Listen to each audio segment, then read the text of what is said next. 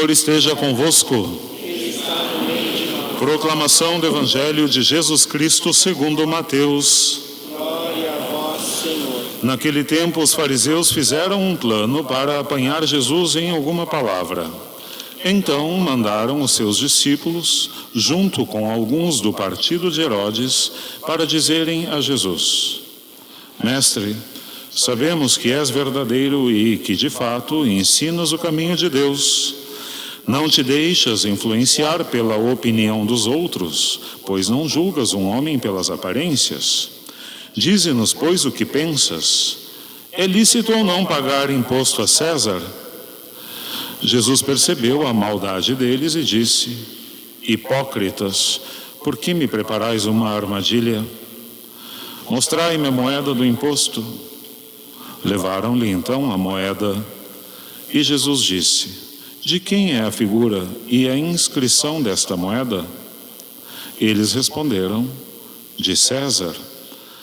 Jesus então lhes disse: Dai, pois, a César o que é de César e a Deus o que é de Deus. Palavra da salvação. Glória a vós, Senhor. Meus amados, podemos dizer que algumas separações na nossa vida são nefastas. Uma delas é a separação entre fé e prática. É a pessoa que professa uma fé, que tem as suas crenças, mas na prática não vive aquilo que diz acreditar. Isto nosso Senhor chama de hipocrisia. Então, toda separação entre fé e prática, ela leva-nos à hipocrisia. Mas existe uma outra separação, que é tão nefasta quanto a separação entre fé e prática, que é a separação absoluta entre fé e política. Por quê? Porque, entenda-se aqui, política não enquanto partidária, mas política com P maiúsculo, no conceito de Santo Tomás de Aquino, a arte de governar visando o bem dos povos e a promoção da paz. Neste sentido aqui falo em política. Porque quando nós fazemos uma separação completa entre fé e política, nós acabamos também caindo na hipocrisia, porque professamos uma coisa com a boca, mas na prática, ali nas leis que nos regem, que determinam as nossas obrigações, muitas vezes levam-nos a agir contrariamente àquilo que acreditamos. Digo isso porque hoje está no Evangelho uma das frases mais mal compreendidas do Evangelho. Dai a César o que é de César, dai a Deus o que é de Deus. O que eu já ouvi de gente dizendo abobrinha sobre isto. Uso aqui abobrinha em respeito aos vossos ouvidos, porque o adjetivo deveria ser outro. Defendendo que uma coisa não tem nada a ver com outra, de que a igreja não deve interferir em questões de Estado e não sei mais o que, e explico por que é a abobrinha. Jesus, é interessante porque hoje a gente vê no Evangelho aquele ditado assim: o inimigo do meu inimigo é meu amigo. Hoje, com o intuito de encurralar Jesus, dois grupos completamente distintos, inimigos, fariseus e herodianos. Os fariseus era aquele grupo religioso que defendia a autonomia do Estado de Israel, liberta da influência e do domínio do Império Romano, e que esperava um Messias que viesse para, enfim, libertar o povo de Israel e subjugar todos os demais povos. De um lado. Do outro, os, como vimos, partidários de Herodes, ou chamados herodianos, que, como o nome já diz, eram do partido do rei Herodes, que estava ali em nome do imperador romano, que defendiam estes que, para o bem do povo de Israel, deviam sim se submeter ao domínio do Império Romano. Dois grupos inimigos mortais. Mas os dois tinham algo em comum: odiavam Jesus. E em nome deste ódio em comum se colocam de acordo para pô-lo à prova. E aí chegam para Jesus cheio de lisonjas, cheios de elogios, bando de víboras. Sabemos, mestre, que tu és verdadeiro, que tu ensinas o caminho de Deus, que não te deixas influenciar pela opinião dos outros, que não julgas um homem pelas aparências. Cheios de elogios. Aí vem o bote. Dizem-nos, é ou não é lícito pagar imposto a César? Se Jesus dissesse, sim, é lícito, ele compraria briga com todos os fariseus, porque ele seria taxado de colaboracionista com o Império Romano. Seria considerado um traidor dos judeus. Se ele dissesse, não, não é lícito, ele compraria uma briga com todos os partidários de Herodes, com todos os governantes instituídos, porque seria taxado de subversivo e revolucionário. Enquanto eles estão indo com a mandioca, Jesus já vem com o bolo de fubá pronto. Porque ele lê os corações, ele sabe o que passa na consciência das pessoas e ele chega com os dois pés no peito dizendo, vocês são muito hipócritas. E eleva a discussão para um nível bem mais alto. Trazei-me uma moeda, a moeda que é usada para pagar o imposto. Qual é a imagem que está nesta moeda? A de César, respondem para ele. E aí ele então profere esta sentença que é tão conhecida, dai pois a César o que é de César e a Deus o que é de Deus.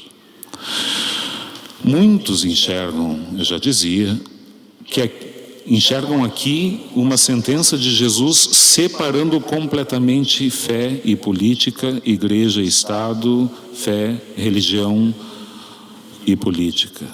Mas não é bem assim. Está nesta moeda a imagem de César. As coisas que são deste mundo, neste mundo permanecem. Nós não as levamos para o céu. A gente pode até acumular muita coisa. Se tiver um caixão bem grande, alguma coisa cabe dentro. Agora para o céu a gente não leva. As coisas deste mundo ficam neste mundo. Mas por outro lado, é preciso que se diga que nós somos feitos de carne e osso, a gente precisa comer, a gente precisa de segurança, a gente precisa de uma estrutura para poder conseguir conviver minimamente em paz, para viver minimamente com dignidade. Então, desde sempre, por modos diferentes, com concepções diferentes, o homem, que é um ser sociável, constitui-se em sociedade. E precisa de uma legislação, precisa de uma organização. O cristão que não se ocupa e não se preocupa com política, neste sentido amplo, de visar o bem da sociedade, é um cristão muito alienado. E aí dá razão a Marx quando diz que a religião é o ópio do povo, porque foge da realidade. O cristão tem o dever moral, sim, de colaborar com o poder instituído, sempre que este visar o bem comum e a dignidade da pessoa. O cristão não pode se omitir, sem risco de pecado mortal, de participar da promoção do bem da sociedade. Mas há que se dizer que o cristão também não pode silenciar e se omitir quando o poder instituído tenta institucionalizar, defender ou promover o pecado. O cristão tem o dever moral de opor-se, de dizer não. O pecado instituído, não. A promoção, não. A defesa do pecado, não. Porque isto fere a minha dignidade de pessoa humana. E o Estado não está acima da pessoa.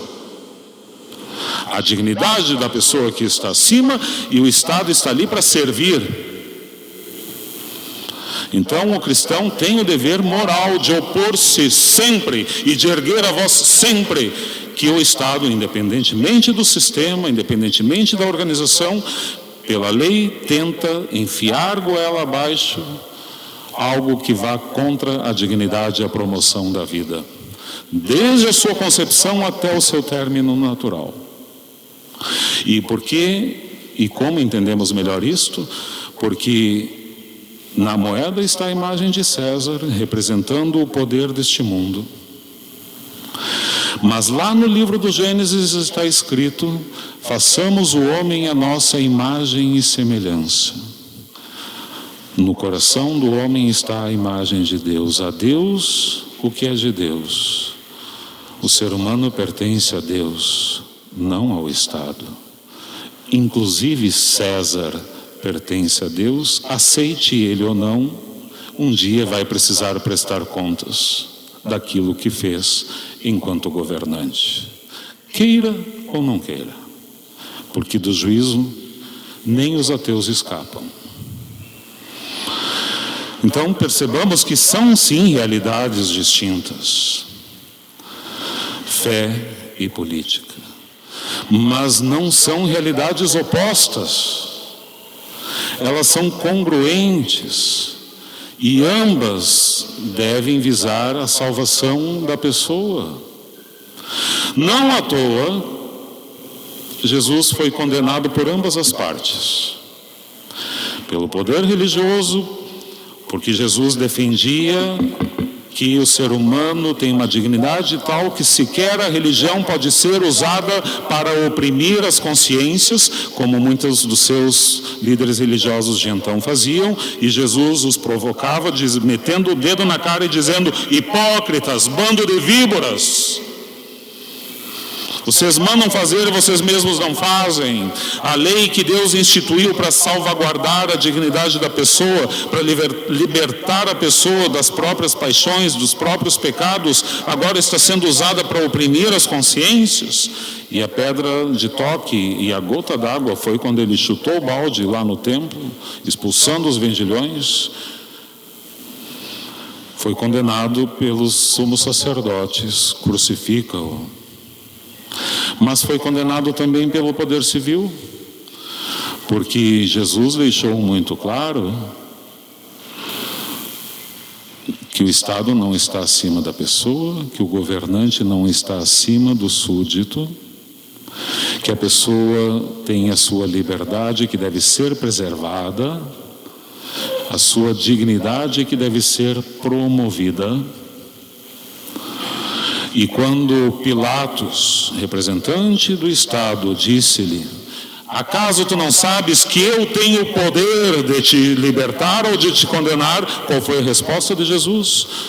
Nenhum poder terias sobre mim se esse poder não te fosse dado do alto.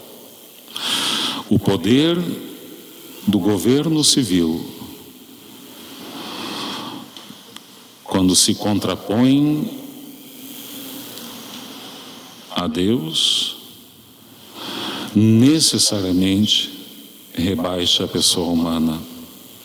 Por isso Santo Tomás defendia que a lei natural, a lei civil e a lei divina concorrem as três para a salvação das almas. Elas não são opostas. São, repito, instâncias diferentes, mas não opostas. A César o que é de César, sim, até o limite em que ultrapassa o que manda Deus. Então não. Mas não esqueçamos, até mesmo César pertence a Deus. Há poucos dias celebrávamos a solenidade de Nossa Senhora da Conceição Aparecida, padroeira do Brasil. Como pode uma santa padroeira de um país, fé e governo civil? Não estamos confundindo aqui as coisas, não estamos misturando, alguns argumentariam. Acontece que Maria, em tudo o que dizia a respeito às suas obrigações de Estado, ela cumpriu. Até o limite quando estas ultrapassavam a promoção da dignidade humana. Queriam matar seu filho e se viu obrigada a fugir para o Egito. Mas Maria foi uma grande serva, em tudo obediente, até onde se permite, até onde se promove a dignidade da pessoa ao Estado, porque antes era serva de Deus. Maria nos ensina que reina neste mundo não quem manda, mas sim quem serve. Aprendamos da mãe o segredo de conseguirmos conciliar as nossas obrigações de Estado e as nossas obrigações de fé. E o segredo está no seu único imperativo que ela deixa dito no Evangelho: fazei tudo o que ele vos disser. O Estado me manda fazer tal coisa. Está conforme a lei de Deus? Sim, de bom grado faço. Inclusive faço por obrigação, porque devo promover o bem do próximo. Manda o Estado que eu faça algo que vai contra a minha fé, contra a lei de Deus. Por objeção de consciência digo, não faço. A maioria dos cristãos são um bando de covardes. Temendo cadeia ou a morte ou multa, arregam. Nosso Senhor mostra qual é a postura que se espera de um cristão legítimo. Até que ponto ele chegou para mostrar o que é verdadeiramente dar a César o que é de César e a Deus o que é de Deus. Deu a vida. Valha-nos, Santa Maria, venha em nosso auxílio a graça do Senhor, para que, com muita clareza de consciência e paz no coração, demos a César o que é de César e a Deus o que é de Deus.